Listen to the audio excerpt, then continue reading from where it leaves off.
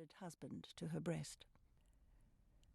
It is also claimed, even in the reputable publications of English heritage, that this queen's maniacal laughter and agonized screams can be heard on stormy nights at Castle Rising in Norfolk, one of her favoured residences. The belief still persists that, demented and insane, she was kept a prisoner here for 28 years, and her unquiet ghost is also said to walk the secret passages below Nottingham Castle. She is believed to be searching in vain for her lost lover. There is no doubt that the legends about Isabella of France paint a picture of a tragic, tormented, cruel, and essentially evil woman. And indeed, her historical reputation is not much more favourable. Since 1327, she has been more vilified than any other English queen. In her own lifetime, the chronicler Geoffrey Le Baker called her that harridan, or that virago, referring to her as Jezebel, and to her episcopal followers as priests of Baal. Other chroniclers, although more discreet, were equally disapproving. In 1592, in his play The Tragedy of Edward II, Christopher Marlowe wrote scathingly of that unnatural queen, false Isabel, and had Edward refer to her as my unconstant queen who spots my nuptial bed with infamy.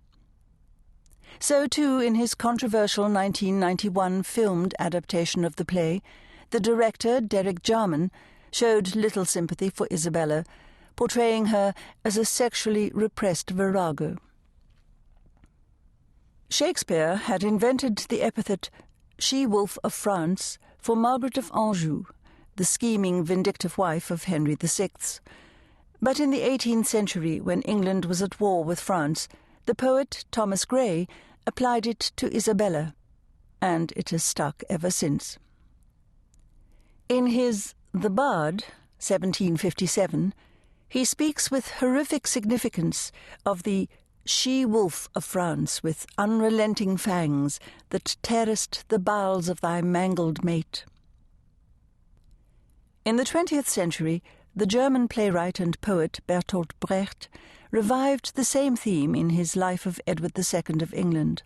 In this, Isabella declares, "I shall become a she-wolf, ranging bare-toothed through the scrub, not resting until earth covers Edward, drenched by the rain of exile, hardened by foreign winds." And in 1960, in his novel The She-Wolf of France, the acclaimed French writer Maurice Drouin describes Isabella as having small, sharp, pointed carnivore's teeth, like those of a she-wolf. Thus the legend has become deeply entrenched in the popular consciousness. Isabella has fared little better with the historians.